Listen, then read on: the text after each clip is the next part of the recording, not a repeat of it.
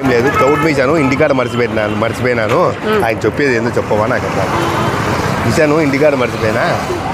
Hello చెప్పు.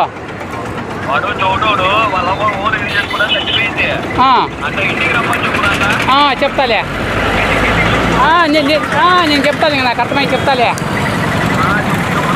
సరే,